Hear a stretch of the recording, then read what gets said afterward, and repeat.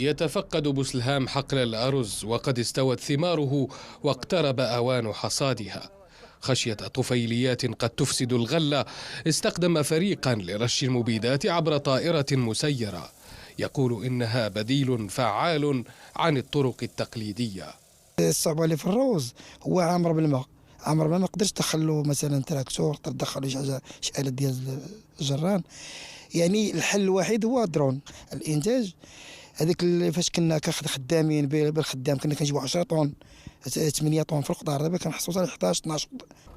كانت عملية رش المبيدات تقليديا تكلف بوسلهام نحو 500 درهم للهكتار الواحد من الحبوب، والتكلفة تراجعت اليوم بنحو 80% إلى 100 درهم.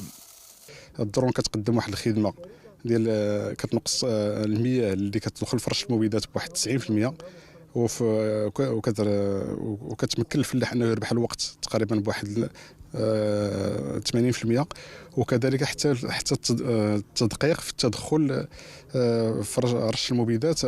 في ارتباط بالأقمار الصناعية تعمل الطائرة المسيرة بدقة لرش المبيدات والأسمدة بشكل متوازن، اعتمادا على تقنيات الذكاء الاصطناعي بإنجاز يمكن أن يصل إلى 100 هكتار في اليوم.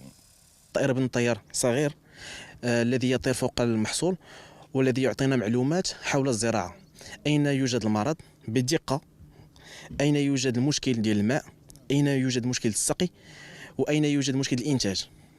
بهذا الفلاح يتخذ قرارات. وتقدر الخسائر التي تخلفها الطرق التقليدية في زراعات الحبوب بنحو 8% من المحاصيل.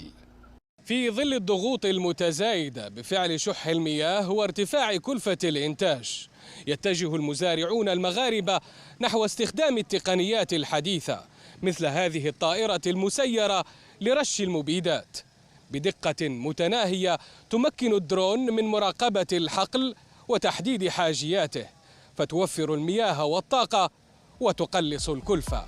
أنس عياش، الشرق، من جماعة المقرن، إقليم القنيطرة، شمال الرباط.